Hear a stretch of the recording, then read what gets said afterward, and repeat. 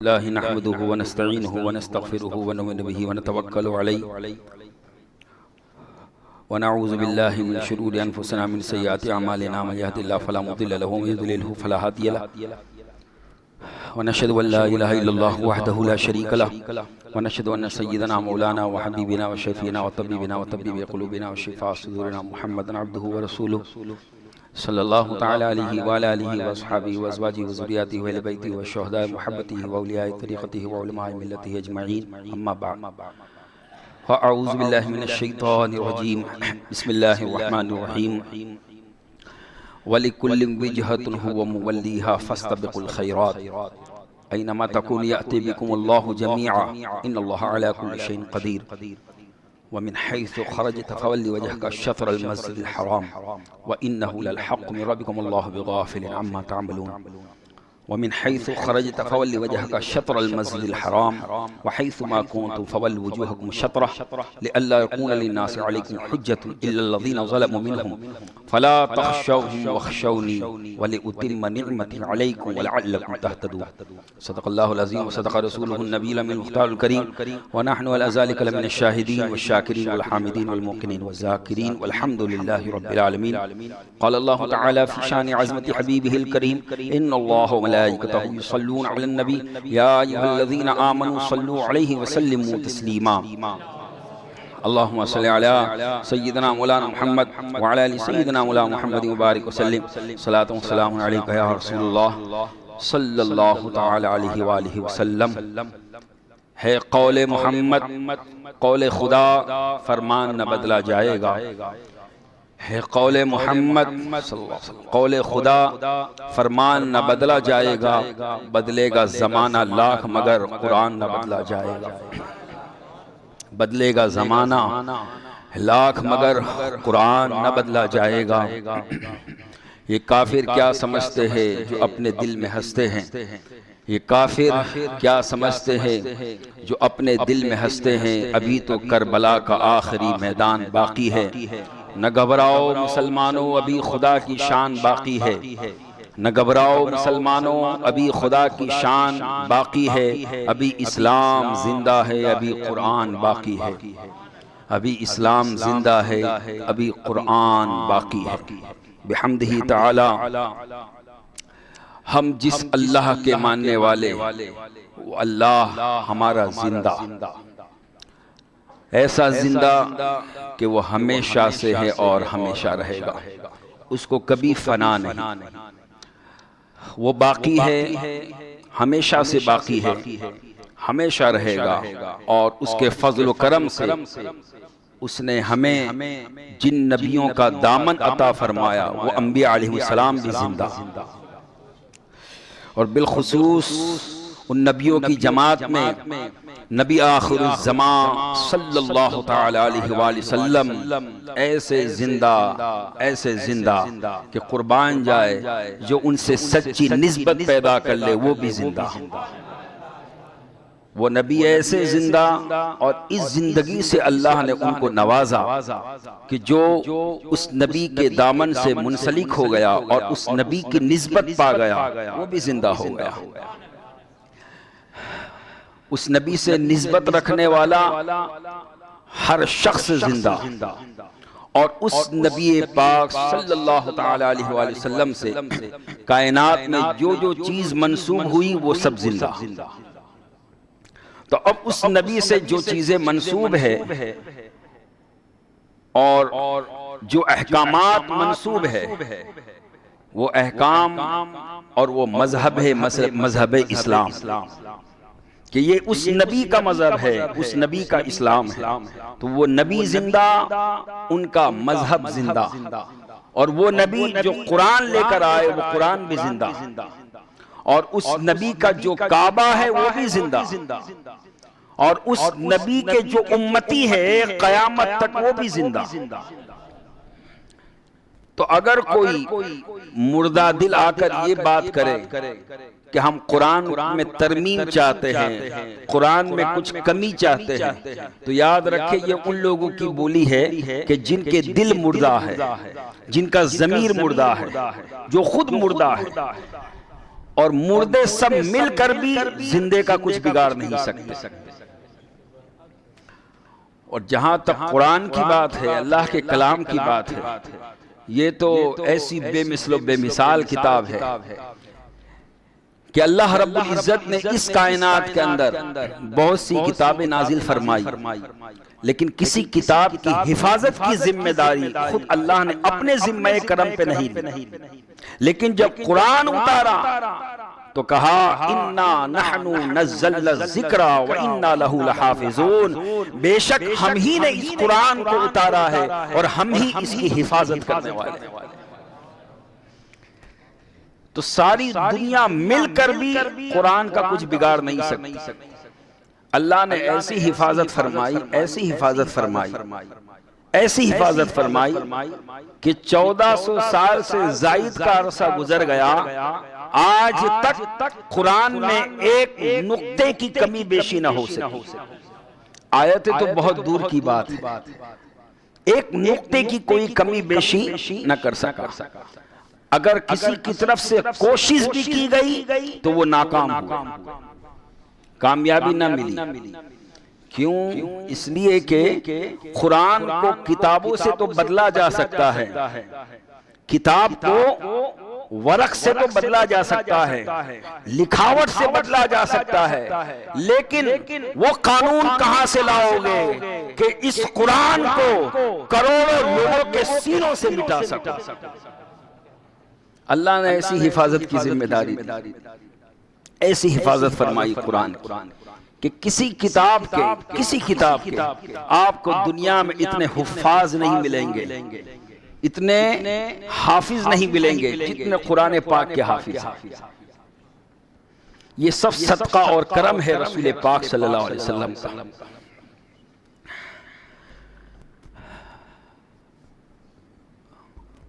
تو ہم جس زندہ قرآن کے ماننے والے ہیں،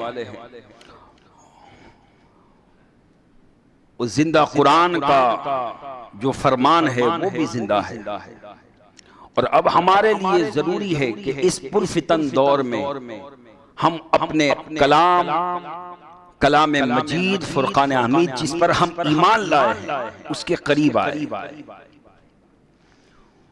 اور اس کو اپنا اوڑھنا بچھونا بنائے، اس کو پڑھے، اس کو یاد کرے، اس سے محبت پیدا کرے، اس قرآن کو سمجھنے کی کوشش کرے، اس قرآن پر عمل کرے، اس لئے کہ آقا صلی اللہ علیہ وسلم نے ارشاد فرمایا کہ قیامت کے دن یہ قرآن تمہاری شفاعت کرے گا۔ قرآن کہے گا اے اللہ اس بندے نے مجھ سے بڑی محبت کی کہ مجھے پڑھا، مجھے سمجھا، مجھے پھیلایا، میری حفاظت کی اپنی طاقت بھر، ورنہ بندے کی کیا بساط ہے کہ قرآن کی حفاظت کر سکے۔ لیکن یہ اللہ کی توفیق ہے، اللہ جس کو اس توفیق سے نواز دے۔ تو پھر ہوتا یہ ہے کہ قرآن اسے تنہا نہیں چھوڑتا، بلکہ یہ قرآن اس قرآن پر عمل کرنے والے کا ساتھ قبر میں بھی دیتا ہے اور حشر کے میدان میں بھی یہ قرآن ساتھ دے۔ اور اسی نیت سے ہم نے قرآن پاک کی تفسیر کا سلسلہ شروع کیا تھا تاکہ ہم کچھ حد تک اللہ کے کلام کے منشا کو سمجھ سکیں، ورنہ قرآن تو ایک ایسا سمندر ہے، ایک ایسا بحر بے کراں ہے کہ اس میں جتنا آدمی گوتا لگاتا جائے، جتنا ڈوبتا چلا جائے، بہترین سے بہترین جواہر اور موتی لا کر وہ اپنی دنیا کو تابناک کرتا ہے، لیکن اس کے جواہر و موتی ختم نہیں ہوتے۔ جیسے کیونکہ قرآن کسی بندے کا کلام ہے ہی نہیں، بندے کا اگر کلام ہوتا تو جیسے بندے کی ایک حد ہے ویسے اس کے کلام کی بھی ایک حد ہے، لیکن یہ قرآن بندے کا کلام نہیں ہے، یہ اللہ کا کلام ہے، اور اللہ کا کلام ہے، اور اللہ کی ذات و صفات کی جیسے کوئی حد نہیں ویسے اس کے کلام کی بھی کوئی حد نہیں۔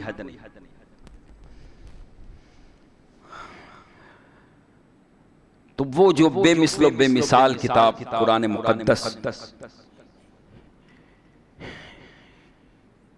اس کی سورۃ البقرہ کی میں نے 148، 149 اور 150 ان 3 آیت کریمہ کی تلاوت کرنے کا شرف حاصل کیا۔ ان آیتوں میں اللہ تبارک و تعالی نے، جیسا کہ مضمون جاری ہے، کہ قبلے کی تبدیلی کا جو حکم دیا تھا، کہ جب حضور پاک صلی اللہ علیہ وسلم مدینہ منورہ میں تشریف لائے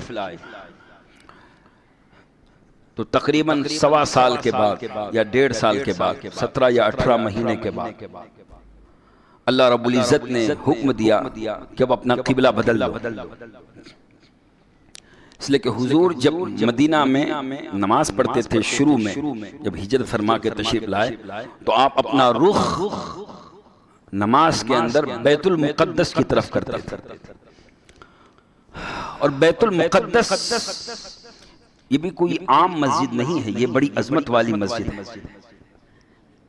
اس کی سب سے بڑی عظمت یہ ہے کہ اللہ تبارک و تعالیٰ نے جب اپنے پیارے حبیب صلی اللہ علیہ وسلم کو اپنی بارگاہ میں مہمان بلایا تو آسمانی سفر کی ابتدا اسی مسجد سے فرمائی، اسی مسجد اقصی، اور اسی مسجد اقصی میں، اسی بیت المقدس میں تمام نبیوں کی حضور نے امامت فرمائی،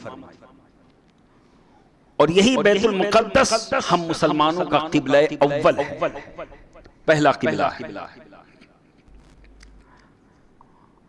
تو اب جب حضور بیت المقدس کی طرف منہ کر کے نماز پڑھتے، لیکن دلی خواہش آپ کی یہ تھی کہ ہمارا قبلہ بیت المقدس نہ رہے بلکہ کعبۃ اللہ ہو جائے، اس لئے کہ وہ حضرت ابراہیم علیہ السلام نے اس کی بنیادوں کو اٹھایا، اور بیت المقدس کی جو دیواروں کی تعمیر فرمائی وہ حضرت سلیمان علیہ السلام، اور حضرت آدم علیہ السلام، حضرت نوح علیہ السلام اور حضرت ابراہیم علیہ السلام، ان کا قبلہ یہی کعبۃ اللہ تھا، اور حضرت موسیٰ علیہ السلام تک یہی کعبۃ اللہ نبیوں کا قبلہ رہا، اور موسیٰ علیہ السلام کے بعد پھر قبلے کی تبدیلی کا حکم ہوا تو بعد میں حضرت عیسیٰ علیہ السلام تک دیگر انبیاء علیہ السلام کا قبلہ بیت المقدس رہا، مسجد اقصی۔ اس لئے اللہ نے قرآن پاک میں فرمایا سبحان الذی اسری بعبدہ لیلا من المسجد الحرام الى المسجد الاقصی، پاک ہے وہ ذات جو اپنے مخصوص بندے کو، اپنے خاص بندے کو لے گیا رات کے مختصر سے حصے میں، چھوٹے سے حصے میں، مسجد حرام سے مسجد اقصی تک۔ مسجد حرام کعبۃ اللہ جو حرمت والی عظمت والی مسجد، اور مسجد اقصی جہاں تک حضور کو لے جایا گیا، جہاں حضور نے تمام نبیوں کی امامت فرمائی، اور یہ معراج کی رات یہ واقعہ پیش آیا۔ اس مسجد اقصی کے تعلق سے رب نے فرمایا الذی بارکنا حولہ، ہم نے مسجد اقصی کے ارد گرد آجو باجو ہم نے برکتیں رکھی، تو مسجد اقصی وہ بھی برکت والی مسجد، اور مسجد حرام یہ بھی حرمت و عظمت والی مسجد۔ تو حضور اکرم علیہ السلام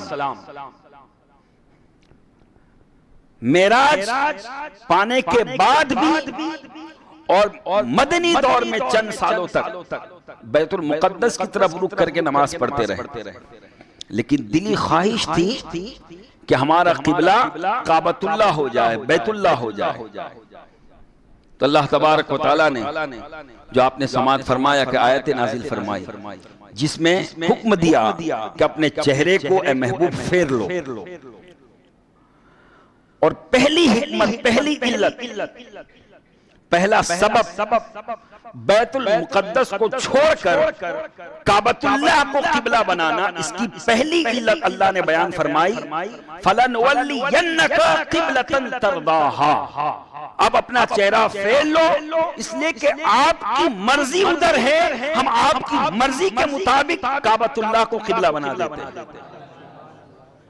پہلی علت، پہلا سبب یہ بیان فرمایا اللہ نے۔ اور چونکہ کعبے کی تبدیلی، قبلے کی تبدیلی یہ بڑا اہم معاملہ تھا، اور یہ اسلام کے اندر پہلا ایسا حکم تھا کہ جس کا حکم اللہ نے نسخ فرمایا، ختم فرمایا، کہ بیت المقدس کی طرف رخ کر کے نماز پڑھتے تھے، اور پھر کہا نہیں، بیت المقدس کو چھوڑو، اب کعبۃ اللہ کی طرف رخ کرو۔ تو بہت سے جو کفار و مشرکین تھے وہ اعتراض کرنے لگے کہ یہ کیسا، کبھی مسلمان بیت المقدس کی طرف منہ کرتے ہیں، کبھی کعبے کی، تو ان کا تو قبلہ ایک ہی نہیں ہے۔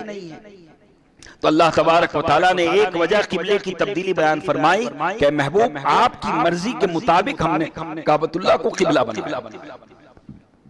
اور آج جو آیت کریمہ تلاوت، اس میں اللہ تبارک و تعالیٰ نے ایک اور وجہ بیان فرمائی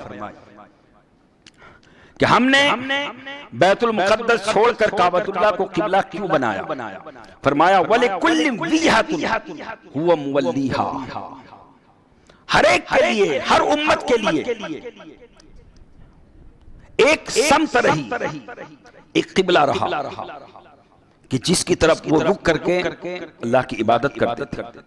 وَلِكُلٍّ وِجْهَةٌ هُوَ مُوَلِّيهَا، تو وہ ادھر اپنی توجہ کرتے تھے، اور ہر ایک کے لیے اپنا اپنا قبلہ تھا۔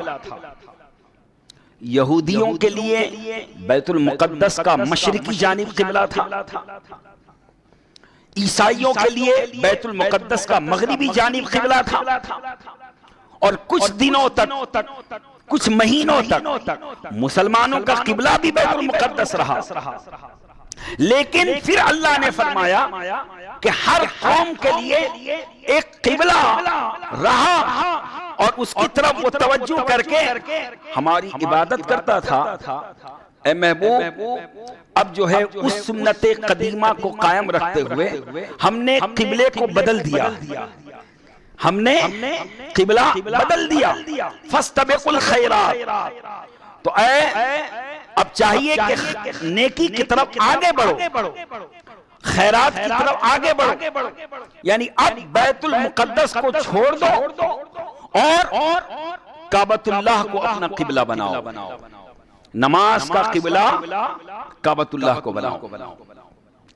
اور یہاں اس مقام پر رب نے فرمایا فاستبقوا الخیرات، نیکیوں میں آگے بڑھو، نیکیوں میں سبقت کرو، اچھائی کے کام میں آگے بڑھو۔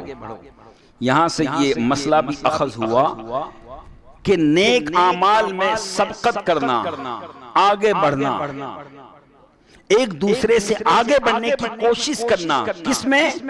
نیکی کے کام میں۔ یہ خود اللہ رب العزت کا حکم ہے۔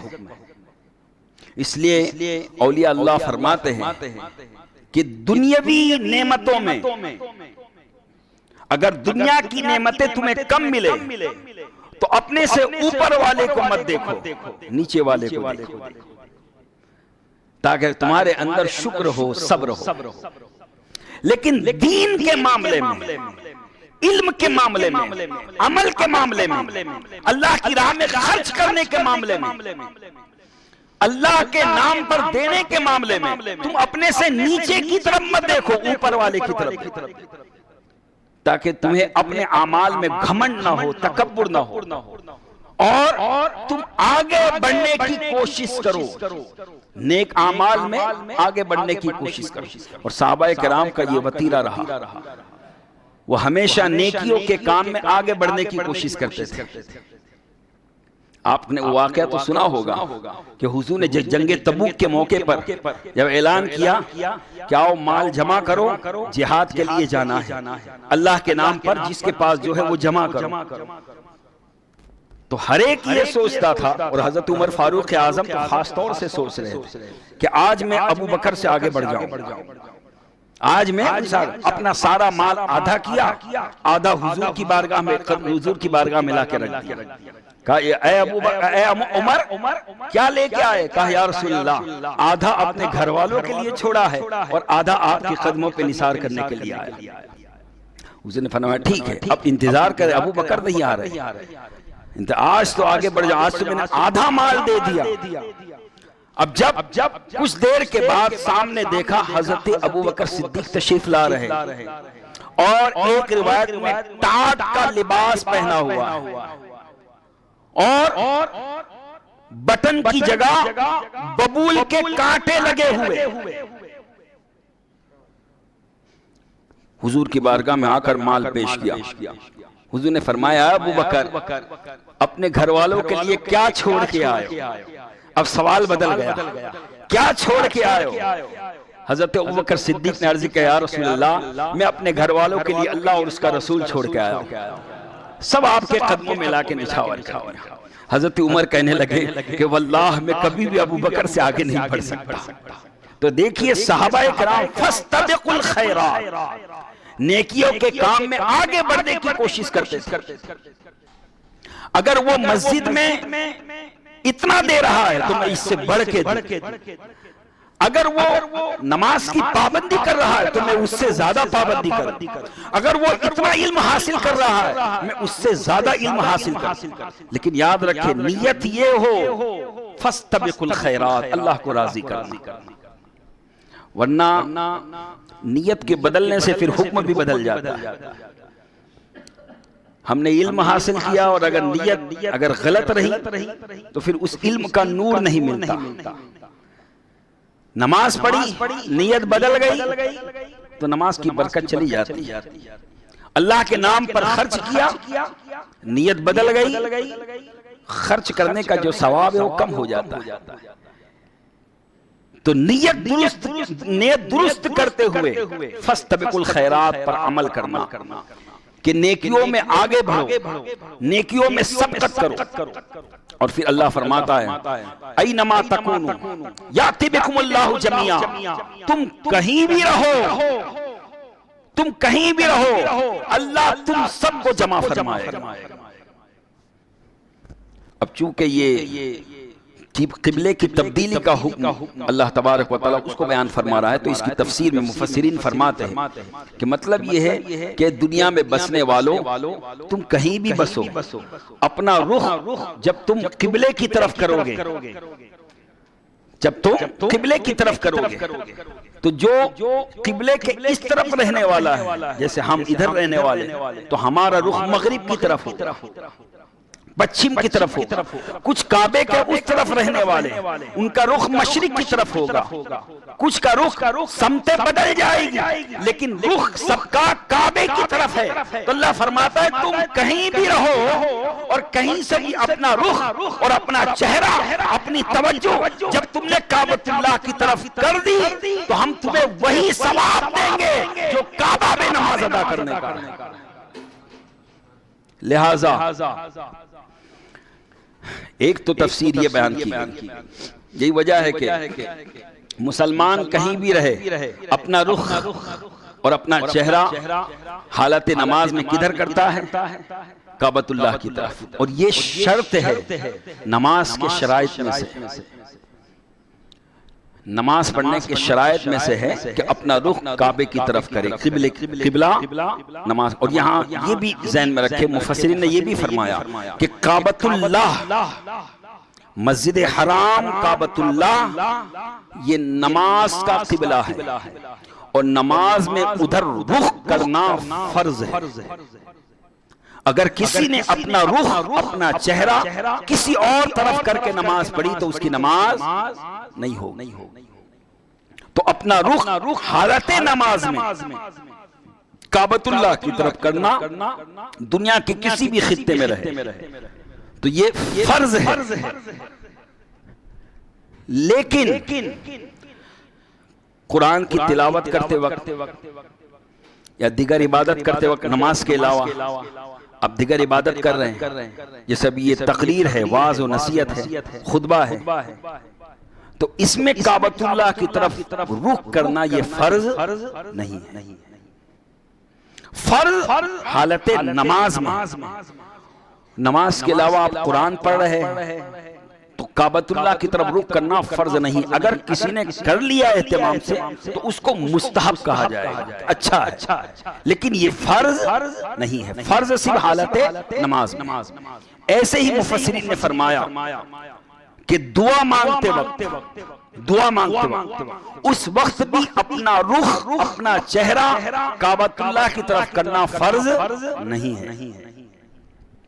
کعبۃ اللہ کی طرف فرض صرف نماز میں، فرض صرف نماز میں ہے، اور دعا کے وقت رخ کرنا کعبۃ اللہ کی طرف فرض نہیں ہے. یعنی آپ اگر ادھر رخ کر کے دعا کرو تو بھی کوئی بات نہیں، ادھر رخ کر کے دعا کرو تو بھی کوئی بات نہیں، ادھر رخ کر کے دعا کرو تو بھی کوئی بات نہیں، اور اگر کعبہ ہی کی طرف رخ کر دیا تو بھی کوئی بات نہیں. لیکن یہ فرض نہیں ہے. کیوں؟ اس لیے کہ دعا کا قبلہ مفسرین فرماتے ہیں دعا کا قبلہ کعبۃ اللہ نہیں ہے، دعا کا قبلہ آسمان ہے. دعا کا قبلہ آسمان ہے. اس لیے سنت حضور کی یہ ہے کہ جب دعا کرے تو ہاتھ اٹھائے، ہتھیلی پھیلائے، تو ہتھیلی کا رخ آسمان کی طرف ہو گیا.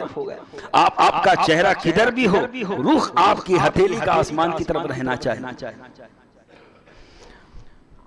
تو فرمایا کہ جہاں بھی تم رہو اللہ تم سب کو جمع کرے گا. تو ایک تفسیر تو یہ ہے کہ دنیا کے کسی بھی خطے میں رہ کر آپ نے جب اپنا رخ کعبۃ اللہ کی طرف کر دیا تو اگرچہ سمتیں بدل جائے گی کہ ہم ہندوستان میں مغرب کی طرف یعنی پچھم کی طرف رخ کرتے ہیں، آپ کسی دوسرے ملک میں جائیں گے تو وہاں شمال کی طرف، جنوب کی طرف، لیکن رخ کعبۃ اللہ ہی کی طرف ہوگا. کیوں؟ اس لیے کہ دنیا ایسی گول ہے، اور کعبۃ اللہ کے جو اس طرف سے ان کا رخ ادھر ہوگا، جو اس طرف سے ان کا رخ ادھر ہوگا. اس لیے آپ نے دیکھا ہوگا کہ جب کعبۃ اللہ جب پہنچتے ہیں تو وہاں کعبے کے سامنے جب سب بنتی ہے تو سیدھی نہیں بنتی بلکہ گول بنتی. اس لیے کہ حکم یہ ہے کہ تمہارا رخ کعبے کی طرف، اور وہاں جب قریب ہوں گے تو جب گول صف ہوگی تبھی سبھی کا رخ کعبے کی طرف ہوگا. تو ایک تفسیر تو، اور ایک تفسیر یہ ہے کہ دنیا کے اندر کسی کا کوئی قبلہ ہو، وَلِكُلٍّ وِجْهَةٌ هُوَ مُوَلِّيهَا، کسی کا کوئی قبلہ، کسی کا کوئی قبلہ، کسی کا حق قبلہ، کسی کا باطل قبلہ، لیکن اللہ فرماتا ہے اَيْنَمَا تَكُونُوا، اور جہاں بھی تم رہو ایک وقت آئے گا کہ قیامت کے دن اللہ سب کو جمع فرمائے گا، اور اس قیامت کے دن سارے حق و باطل والوں کا ایک ہی قبلہ ہوگا، وہ ہے رب کائنات. سب کو اللہ کی بارگاہ میں حاضر ہونا اور وہاں سب کو جواب دینا پڑے گا. ان اللہ علی کل شیء قدیر، اللہ فرماتا ہے اے انسان ہم ہر چیز پہ قادر ہیں، تو کہیں بھی رہ ہم سب کو جمع کر. ان اللہ علی کل شیء. پھر اللہ رب العزت نے آگے فرمایا ومن حیث خرجت فولی وجہک شطر المسجد الحرام. پھر وہی حکم دیا کہ جہاں سے بھی تم نکلو، جہاں سے بھی تم نکلو تو اپنا رخ، اپنا چہرہ کعبے کی طرف کرو. وَإِنَّهُ لَلْحَقُّ مِن رَبِّكَ، اور یہ جو کعبے کی طرف رخ کرنا یہ حکم تمہارے رب کی طرف سے حق ہے.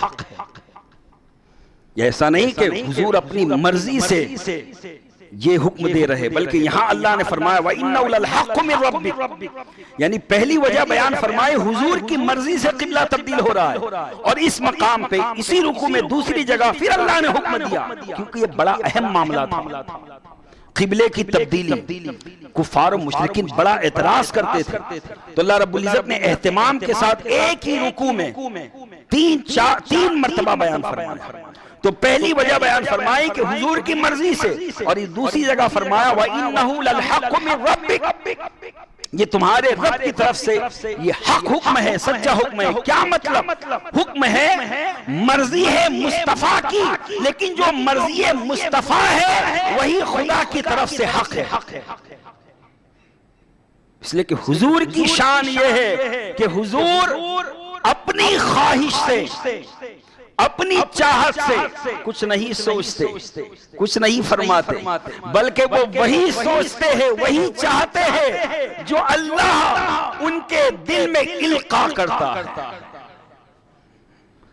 اب وہ جو حضور کے دل میں جو اللہ القاء کرتا ہے اس کے طریقے الگ الگ ہیں۔ کبھی تو جبریل کو بھیج کر القاء کرتا ہے جسے وحی جلی کہتے ہیں، وہ قرآن بن جاتا ہے، اور کبھی خواب میں کچھ دکھاتا ہے اور حضور کو القاء فرماتا ہے، کبھی بلا کسی واسطے کے ڈائریکٹ اللہ دل میں القاء فرماتا ہے، دل میں ڈالتا ہے۔ لیکن حضور کی شان یہ ہے کہ حضور کی جو مرضی ہے اللہ فرماتا ہے للحق من ربک، یہ تمہارے رب کی طرف سے حق ہے، وما اللہ بغافل عما تعملون، اور اللہ غافلوں کے عمل سے بے خبر نہیں ہے۔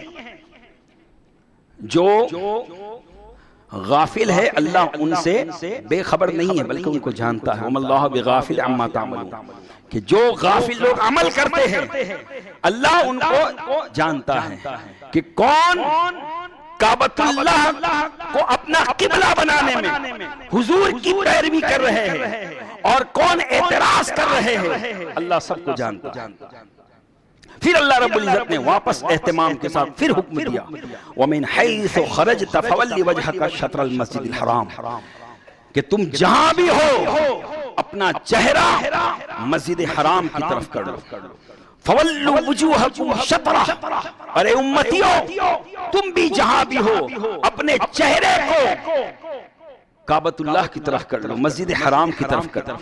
اب یہاں ایک اور وجہ بتائی کہ لِأَلَّا يَكُونَ لِلنَّاسِ عَلَيْكُمْ الْحُجَّةُ، کہ تاکہ یہ بات لوگوں کے اوپر حجت بن جائے، لوگوں کے لیے دلیل بن جائے۔ یہ دلیل کیسے بنے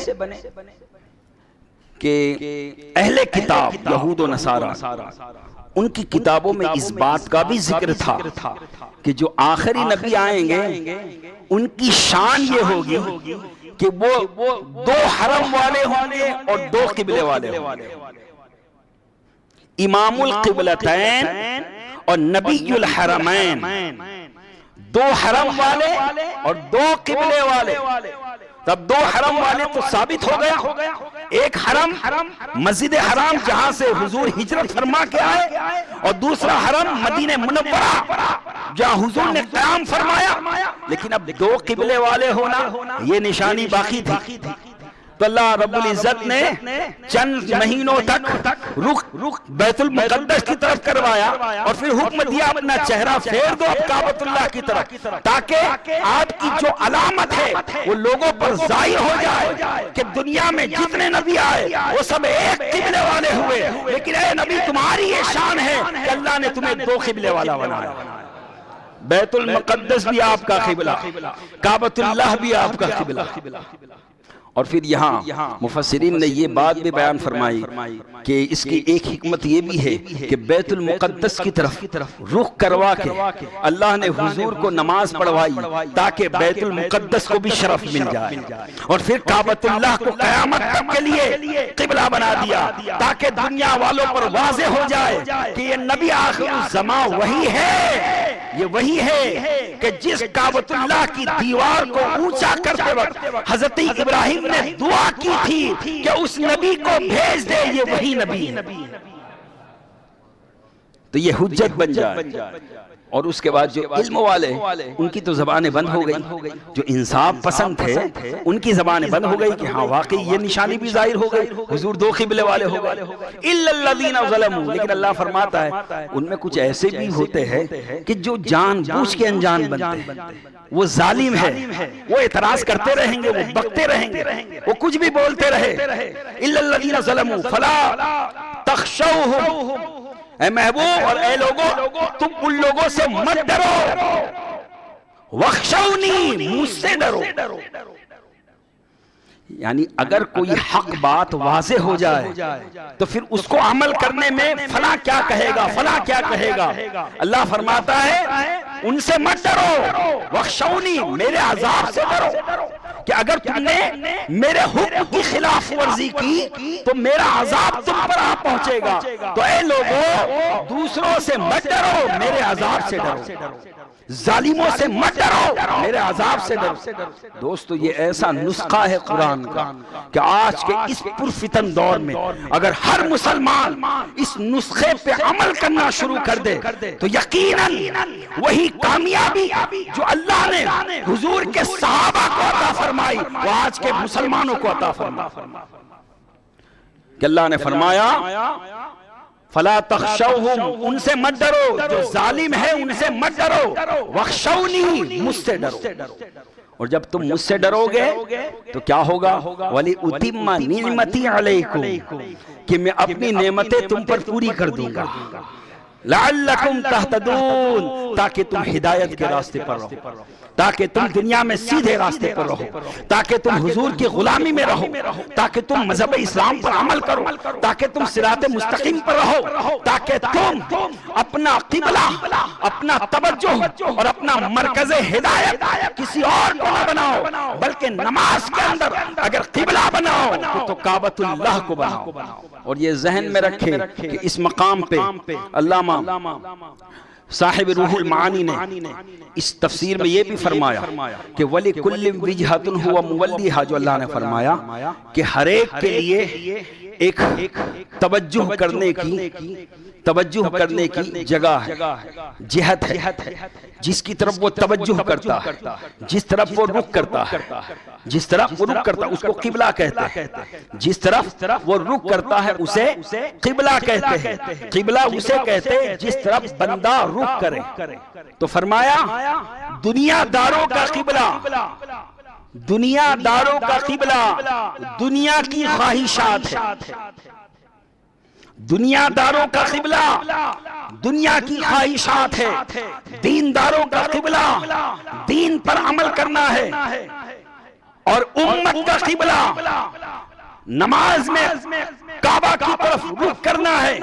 اور حضور کے جسم مبارک کا قبلہ اپنے جسم کو کعبے کی طرف رخ کرنا ہے. اور حضور کی روح کا قبلہ خود کعبہ معظمہ ہے. اور حضور کے سر کا قبلہ اللہ ہے، اور اللہ کا قبلہ مصطفیٰ ہے صلی اللہ علیہ وسلم. اب آپ کہیں گے یہ کیسے ہو سکتا ہے؟